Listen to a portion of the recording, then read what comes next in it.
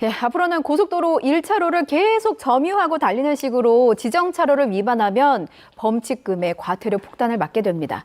절대 주정차 금지 구역도 늘어나는데요. 소중한 내 돈 세금으로 빠져나가지 않도록 달라진 도로교통법 알아보겠습니다. 권용주 국민대 자동차 운송디자인학과 교수 모셨습니다. 어서 오십시오. 네, 안녕하세요. 예, 네. 자 먼저 고속도로부터 좀 가보겠습니다. 네. 이게 고속도로 1차로를 빠른 속도로 쭉 달리는 차량들을 단속한다. 이게 취지인 것 같은데 이게 원래는 규정은 있었는데 지금 집중 단속에 나선다는 거죠? 정확하게는 이제 빠른 속도로 쭉 달리는 게 아니라 예. 제속도로 비켜주지 않고 달리는 저속으로 가는 차를 말하는 거죠. 빠른 속도로 가면 일단 과속에 단속이 그렇죠. 되니까 예, 저속으로. 네. 그래서 예. 보통 이제 그 고속도로는 지정차로가 돼 있습니다. 그래서 예. 가장 왼쪽 차로는 추월차로로 돼 있고 그 다음에 승용차로, 그 다음에 이제 화물차로로 분류를 해놓은 거죠. 그 이유가 해놓은 거는 그 자동차가 달릴 수 있는 속도별로 예. 안전하게 다녀라라고 하는 겁니다. 그래서 기본적으로 좌측 추월을 삼고 있는 거죠. 그러면 그러니까 저희 그래픽도 나오고 있습니다만 1차로가 추월차로잖아요. 네네. 그러면 추월할 때만 잠깐 들어갔다가 나가고 또 추월할 때 들어갔다 나오고 이래야 되잖아요. 그렇죠. 만약에 옆에 차를 추월하고 싶은데 옆에 차가 뭐 시속 80으로 정속 주행을 하고 있으면 이때는 내가 80보다 속도를 더 내야 추월할 수가 있는 거잖아요. 그러니까 본인이 뭐 80보다 더 내가지고 추월할 수 있다면 충분히 할 수 있겠죠. 예. 근데 지금 이 단속의 대상은 뭐냐면 예. 정속을 유지했는데 정속 주행차로로 추월차로로 꾸준히 갈 때, 왜냐하면 그 추월차로는 만약에 긴급한 일이 벌어지거나 했을 때 예. 추월하라고 남겨둔 차로거든요. 그렇죠. 그렇기 때문에 추월을 한 이후에도 사실은 원래 차로로 되돌아와야 됩니다. 그렇게 비워놔야 되는데 그게 혹시 본인의 전용 차선이라고 생각하고 끊임없이 가는 사람, 이제 그분들이 단속 대상이라는 거죠. 그렇군요. 네. 근데 그러면 이제 그 옆에 차선도 사실 옆 차로가 비어 있으면 가고 싶은 게 마음이잖아요. 그렇죠. 사람 마음이. 근데 나는 그래도 이제 규율을 지키면서 가고 있는데 네네. 옆에 차가 추월차로인데도 계속 가고 있다면 이거 신고할 수 있잖아요. 그렇죠. 그럼 만약에 여러 명이 신고하면 이 차량한테 과태료도 여러 개가 부과가 되는 건가요? 그러니까 지금의 대상은 여러 번 부과가 될 수 있습니다. 그렇기 때문에 가급적이면은 예. 추월차로를 지키려면서 가는 건데, 이제 불만들은 뭐냐면 이런 거죠. 추월차로로 들어갔다가 다시 들어오고 싶은데 추월차로에 이미 저속으로 가는 차가 막고 있다. 그런 경우에는 어쩔 수 없이 내가 오른쪽으로 추월할 수밖에 없지 않느냐. 예. 그랬는데 이 원인 제공자는 추월차로에서 정속 주행하는 분이거든요. 그렇죠. 그래서 이번에 단속 기준은 그 원인 제공자로 추월차로를 단속하겠다라고 하는 겁니다. 그렇군요. 교수님, 고속도로에 버스 전용 차로도 있잖아요. 네네네. 보통 이제 1차로가 버스 전용 차로인 경우가 있는데 1차로가 버스 전용 차로면은 그럼 추월 차선은 2차로가 되는 겁니까? 그렇게 되는 거죠. 버스 전용 차로가 없으면은 예. 가장 왼쪽 차로가 추월 차로가 되는 거고요. 예. 전용 차로가 있으면 그 옆에 있는 차로가 추월 차로가 되고, 그 다음에 이제 승용 차로, 그 다음에 이제 화물 차로, 이렇게 이루어지는 겁니다. 그러면은 버스 전용 차로가 1차로의 경우에는 2차로를 추월 차선으로 비워둬야 되는 거네요. 그렇죠. 그래서 보통 버스 전용 차로가 있고 추월로 지정하는 것은 한 4차로 이상으로 꽤 넓은 도로가 되는 거죠. 근데 차가 막힐 경우도 있잖아요. 네네네. 만약에 이제 그 속도 규정이 80으로 돼 있으면 80보다 속도가 떨어지면은 2차로는 비워두지 않아도 되는 겁니까? 그럴 때는 어쩔 수가 없는 거죠. 기본적으로 교통량이 많아가지고 뭐 추월차로든 주행차로든 차가 많아가지고 밀리는 건 예. 어떻게 하든 추월하기가 불가능하잖아요. 그렇죠. 이제 그런 경우에는 어쩔 수가 없는데, 이제 그런 경우에는 무엇이 문제냐면 갓길을 비워두라는 겁니다. 만약에 긴급차로가 필요할 때는 갓길을 운행해야 되니까 예. 그런 경우는 이제 갓길에 대해서 이제 통제를 하게 되는 거죠. 그렇군요. 알겠습니다. 지금 보면은 대형 차로는 또 끝차선으로 가게 돼 있잖아요. 근데 예. 고속도로 보다 보면 보통 이제 그 고속도로를 빠져나갈 때 네네네. 이제 오른쪽에 있는 경우가 많지 않습니까? 그럴 때는 상대적으로 이제 소형차들이 오른쪽으로 빠지기가 좀 어렵지는 않을까 싶기도 한데 이런 부분에 대해서는 뭐 어떻게 운전을 하는 게 좋을까요? 그러니까 이렇게 지정차로를 만들어 놓은 이유는 예. 그 차량의 속도에 따라 가지고 지정된 차로를 운행을 하세요라는 취지가 있는 겁니다. 그러니까 작은 차들이 속도가 상대적으로 대형차보다 조금 빨리 낼 수가 있기 때문에 빠져나가는 데는 큰 무리가 없지 않겠느냐라고 보는 거고요. 그리고 만약에 반대로 놓고 보면 예. 오히려 화물차들이 승용차가 빨리 다니는데 끼어들어서 빠져나가기가 더 어렵겠죠. 그렇기 때문에 이제 그런 문제는 중요한 것은 아니다라고 보는 거죠. 그렇군요. 원래 있었던 규정입니다. 이제 제대로 좀 비워보자. 그렇죠. 단속을 이제 시작을 하는 거예요. 근데 한 달간은 계도 기간이 있고 7월 21일부터 집중 단속이 이어진다고 합니다. 운전하실 때 좀 주의하시면 좋을 것 같아요. 그런데 이동하는 차량들이 많잖아요. 근데 어쨌든 그 추월 차선을 위해서 차량 한 차로는 이제 비워두자 이런 취지입니다. 네네. 그런데 이렇게 하나를 비워두면 도로 순환에는 정말 도움이 되는 걸까요? 도움이 됩니다. 그러니까 왜냐하면 이제 조금 속도를 내고자 하는 사람이 있는 경우에 또는 예. 뭐 급한 경우에는 갓길 이외에 대안 차로가 하나 확보가 돼 있는 것이고요. 이걸 잘 지키면은 저속으로 정체가 되는 경우도 좀 막을 수 있습니다. 예를 들면 지정차로에다가 추월차로에 한 차가 앞에서 저속으로 정속 주행을 해버리면 그 후미되는 차들이 지속적으로 다 정체가 됩니다. 그래서 그런 현상들을 좀 예방할 수 있는 효과가 충분히 나오게 되죠. 그러니까 사고 난 것도 아닌데 이유 없이 차가 밀리는 경우라면 바로 그런 경우죠. 그런 경우에 가끔 앞에 보면 예. 저 언덕에서 한 승용차가 천천히 가고 있는 걸 뒤에서 볼 수 있어요. 그런 경우에 해당되는 거죠. 예, 나 혼자만 달리는 것 같은 그렇죠, 차들. 그렇죠. 마치 이제 시내에서 본인이 예. 집에 가는데 전용도로 쓰는 것처럼 혼자서 운전해 갑니다. 예, 이거 웃으면 안 되는 거죠. 웃음이라서. 예, 아무튼 이제 고속도로에서는 무엇보다 이제 옆에 차들과 같이 속도를 맞추는 게 중요할 것 같고 안전을 위해서도 추월 차량은 꼭 추월 차선은 비워두는 게 좋겠습니다. 자, 이번에는 고속도로 끝났고 시내길로 좀 들어가 볼게요. 주정차 금지 구역이 6곳으로 늘어납니다. 네, 예. 지금까지는 5곳이었는데 그 한 곳 추가되는 곳이 바로 여기 보이는 인도예요. 이거 사람이 전혀 다닐 수 없는데 이게 그 전까지는 주정차 금지 구역이 아니었다는 건가? 저는 좀 놀랐습니다. 그러니까 주정차 금지 구역이긴 했죠. 예. 그런데 절대 금지 구역이 아니었다는 거죠. 그래서 사람들이 이제 걸어가다가 차가 있으니까 어떻게 되죠? 차로로 차길로 내려갈 수밖에 없잖아요. 예. 그런 경우에 이제 사고 위험이 발생하니까 저 인도는 원래 보행자에게 주는 도로입니다. 그렇죠. 저기를 자동차가 점령하는 것 자체가 좀 무섭죠. 그래서 이번에 절대 금지 주차 구역에 인도를 포함시킨 겁니다.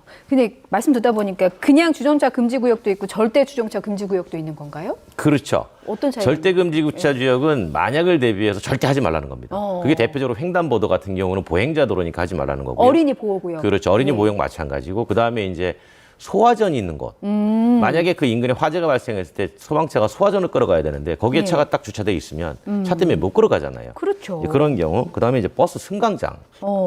사람들이 버스를 탑승해야 되는데 가끔 보면 버스 정류소에 주정차하는 경우가 있어요. 예. 이런 경우에는 이제 문제가 되겠죠. 그래서 이런 곳에다가 이번에는 보행자 중심으로 인도는 하지 마세요.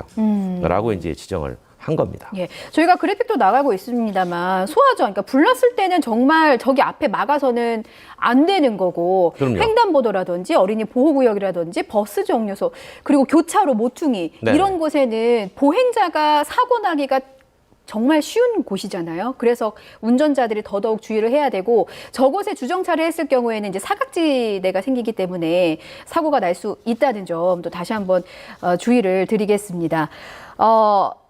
청계천 같은 곳 혹시 가보셨어요? 자주 가죠. 네. 예, 여기 이렇게 자전거 도로 같은 곳 있잖아요. 굉장히 네네네. 좁은데 여기도 불법 주차된 차량들이 있거든요. 여기에도 이제 주차를 하면 안 되는 거죠. 그렇죠. 단속 대상이 되는 겁니까? 단속 대상이 되는 거고요. 예. 기본적으로 우리가 이제 어느 곳에서 단속 대상이 되고 하지 말라는 거를 차선을 보면 알 수 있어요. 오, 그러니까 우리가 흰색 실선은 주정차가 가능합니다. 예. 그다음에 황색 실선도 주정차는 탄력적으로 허용을 할 수 있어요. 그러니까 탄력적으로 허용한다는 게 늘 주차할 수 하는 있는 게 건 아니고요. 아니고 탄력적으로 그 동네 가보면 이렇게 예. 써 있습니다. 여기서는 몇 시부터 몇 시까지는 주차가 가능합니다. 예를 들어 전통시장 앞이라든지. 그렇죠. 예. 근데 절대 하지 말아야 될 곳이 어디냐면 그 황색 복선이에요. 그러니까 노란색으로 두 줄 쳐져 있는 곳. 예. 오른쪽에 도로 끝에 노란색으로 두 줄 쳐져 있다. 여긴 절대 하지 말라는 지역입니다. 그래서 그걸 보고 판단하시는 게 좀 도움이 될 거고요. 예. 이제 그런 절대 하지 말라는 곳에 한 경우에 본인들이 이동이 불편할 수 있잖아요, 이용자들이. 그렇죠. 그랬을 때 이제 가끔 신고하거든요. 신고할 때 이제 이전만 해도 제한이 있었습니다. 어떤 제한이 있어요? 한 사람이 하루에 최소 3번에서 예. 최대 5번까지 할 수 있었습니다. 신고를요? 네. 예. 근데 이 제한도 풀었습니다. 그럼 10번도 할 수 있고 20번도 할 수 있다. 그렇죠. 거기다 계속 주차가 돼 있으면 지나가는 예. 사람이 계속 하는 거예요. 어머, 그러면 과태료도 그냥 계속 과태료 20번씩 날아갈 수 있어요. 차 뺄 때까지. 이 얘기는 절대 하지 말라는 얘기죠. 그러니까요. 이게 주차비 조금 아끼려다가 과태료 폭탄을 맞게 될 수도 있다니까요. 아주 중요한 정보 주셨어요. 그런데 그러다 보면은 지금 뭐 저희가 그 주차해서는 안 되는 구역 말씀드리고 있는데 이런 구역에 저는 이런 차들 정말 많이 봤습니다. 택시. 네. 승객들을 기다리는 택시라든지 택배 차량이라든지 네네네. 혹은 가게 앞에서 이제 물건을 좀 나르는 그런 운송 차량들 있잖아요. 이런 차량들도 있는데 이거는 사실 생업과도 연관이 되어 있는 부분인 것 같기도 하고 하지만 일면으로는 이제 지나다니는 행인들이 좀 불편할 것 같기도 하고 네네네. 혹시 단속 대상인지 궁금해요. 절대 주정차 금지 구역에서는 단속 대상입니다. 이런 차량들도요? 네. 그런데 이제 가끔 주정차 금지 구역에서 1분 미만으로 세워두는 것은 예. 일시적으로 허용이 좀 될 수 있는데 제가 조금 전에 말씀드린 이번에 인도를 포함해서 예. 절대 주정차 금지 구역에서는 택시나 택배도 동일하게 단속 대상이라는 점을 좀 알고 계시면 주의가 좀 되실 겁니다. 예, 그렇군요. 이 불법 주정 차량을 보면 일반 시민도 신고를 할 수 있잖아요. 저도 가끔 해요. 저도 자주 합니다. 네. 사실. 투철한 시민 의식으로다가 네네. 예, 앱을 통해서 하시나요? 그렇죠. 국민신문고 앱을 통해서 하는데 예, 안전신문고. 그렇죠. 안전신문고 앱을 통해서 하는데 예. 이제 그러려면 이제 증거를 해야 되잖아요. 그렇죠. 그래서 증거 영상을 찍거나 증거 사진을 찍거나 뭐 제가 자주 하는 건 아니고 정말 예, 저건 너무 심하다. 안전이 안전을 위협해서 할 때 이제 예. 가끔 하긴 하는데 그 증명이 되면은 당연히 경찰이 과태료 부과를 하죠. 예, 그렇군요. 안전신문고 앱에 있는 카메라로 찍어야만 이게 증빙이 가능하다고 합니다. 저희 휴대폰에 보면은 뭐 어떤 뭐 어플도 있고 휴대폰에 있는 앱도 있는데 요거는 쓰시면 안 되고 안전신문고 앱에 있는 카메라로 찍어야만 단속을 할 수 그게 있다. 정확히 장소와 시간, 일시를 예. 자동으로 확인하기 위해서 그렇게 이제 허용을 하는 거죠. 이게 1분 단위로, 그러니까 기준이 1분이면 1분 단위로 계속 신고를 반복해서 해도 된다는 말씀이신 거고. 그렇죠. 물론 이렇게 되면 이제 과잉 신고 현상이 벌어지고. 그러니까 이거 결국엔 공무원이 다 보고서 그렇죠. 확인해야 되는데. 생업에 뭐 악의적인 신고가 남발할 수 있지 않느냐라고 우려가 있는데 일단은 예.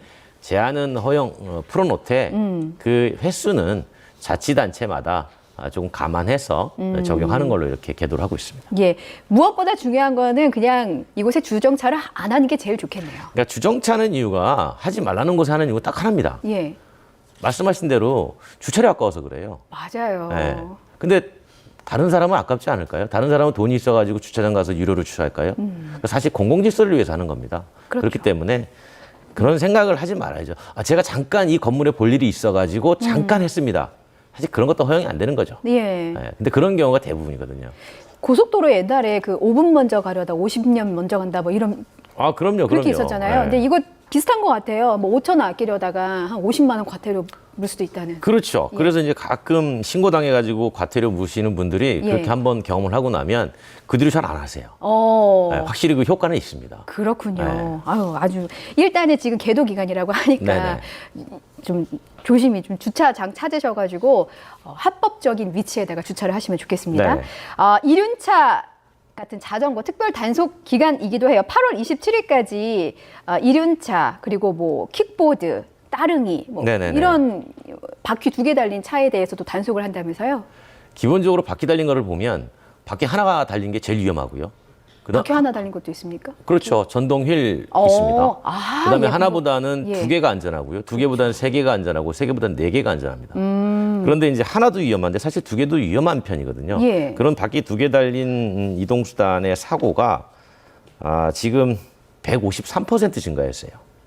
2년 전 대비해서. 2년 전 대비 예. 153%요? 그렇기 때문에 이거는 해마다 늘어나고 있는 거고 지금도 계절적인 수요가 이제 여름이잖아요. 예. 야외 활동이 좀 급증하고 그러니까 더 많이 이용하다 보니까 사고도 급증합니다. 그런데 기본적으로 두 바퀴로 가는 것은 예. 보호 장치가 없잖아요.